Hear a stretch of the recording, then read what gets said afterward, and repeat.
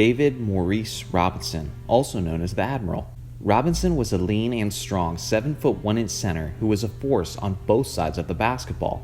His greatest days were throughout the 90s, where it was easy to sometimes be overshadowed amidst all of the elite bigs at the time. In Robinson's prime, he had to compete in the paint with the likes of Shaq, Hakeem Olajuwon, Patrick Ewing, Alonzo Mourning, and Dikembe Mutombo. Despite the stiff competition, David managed to put up some incredible numbers over his career, worthy of the Basketball Hall of Fame. But the question is, just how good was Robinson really? Where does he rank among the great centers of his era, and among the greatest centers of all time? To answer that question, let's start at the beginning of his career. Robinson was drafted in 1987 with the first overall pick by the San Antonio Spurs. Unfortunately for the Spurs, Robinson was still serving in the US Navy, and the team had to wait 2 years before Robinson would actually make his debut with the organization. Turns out the wait was well worth it. Robinson's 1989 rookie campaign is still one of the greatest rookie seasons in NBA history. The year before Robinson made his debut for San Antonio, the Spurs were terrible and were the third worst team in the league with a record of 21-61.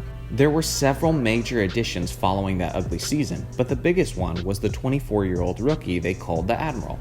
And under his leadership and impact, the Spurs made what was at the time the greatest improvement in NBA history, going from a 21-61 team to an elite 56-26 team, which was good enough for the third best record in the Western Conference. When you take a look at Robinson's numbers that year, it's pretty clear how the Spurs were able to make such an improvement. As a rookie, he played all 82 games, averaged 24.3 points, 12 rebounds, and an absurd 3.9 blocks per game while shooting 53% from the field. He led the team all the way to the Western Conference semifinals, where they ultimately lost in 7 games to the Western Conference champion Portland Trail Blazers. From that point on, Robinson's monstrous career wasn't looking back. From 1989 to 1996, he averaged 25.6 points, 11.8 rebounds, and 3.6 blocks on 53% shooting, and he was an all-star each of those years. He started piling up accolades as well. In 1991, he was the rebounds champion. In 1992, he was the Defensive Player of the Year while averaging a historic 4.5 blocks per game. That's the 7th highest single-season average in NBA history. With a block per game average that high, imagine how many shots he altered that season. He's basically the definition of the ideal rim protector. He was a scoring champion in 1994, averaging 29.8 points per game, and he was the league MVP in 1995. He was arguably the best big man on both sides of the ball during his prime. Year in and year out, he was in the discussion, although of course there were times other bigs got the best of him. The biggest example of this was in the 1995 Western Conference Finals between Hakeem's Rockets and Robinson's Spurs. Hakeem was out of his mind that series and averaged 35 points, 12 rebounds, 5 assists, 1.3 steals, and 4.2 blocks, while Robinson just put up his usual numbers.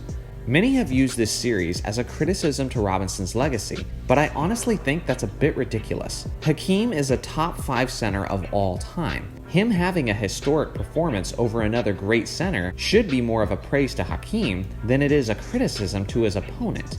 In the years after that, Robinson looked to bounce back, but a back injury early in the 1997 season made that difficult. He missed most of that season, but eventually returned to play in just 6 regular season games before he then broke his foot. His championship hopes seemed to be over, with the Spurs finishing as a 20-62 team that year. Oddly enough, this actually turned out to be a blessing in disguise. Thanks to that poor season, they had a spot in the draft lottery, and they struck gold by landing the first overall pick, which then became the legendary Tim Duncan. Robinson now had the second superstar he needed to break through, and in only their second season together, they won the 1999 NBA championship. He won his second championship in the 2003 season. At this point, Robinson was only making a small contribution of 8 points and 8 rebounds, but under Duncan's lead, it was enough to get it done once again.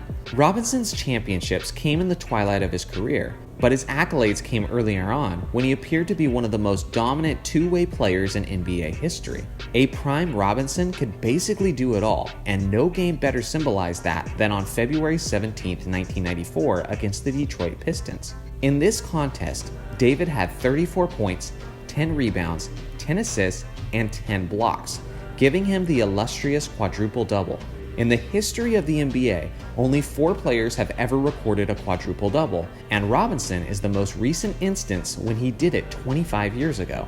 In total, he was a 10-time All-Star, made 10 All-NBA teams, and made 8 All-Defense teams to go along with his MVP, Defensive Player of the Year award, and his 2 NBA championships. He was an elite scorer, rebounder, and defender, and he has the 4th highest career blocks per game average of all time. If you're in a discussion about the greatest centers of NBA history, you'll hear the usual names, like Russell, Chamberlain, Kareem, Shaq, and Hakeem. That's a solid top 5. But if Robinson isn't one of the next 2 names you add to that list, well then quite frankly, that's a crime in my mind. Let me know in the comment section where you rank David Robinson, and let me know if you think he would be the best big in the game if he played today. Thanks for watching as always, make sure to like and subscribe for more NBA content, and I'll see you guys in the next video.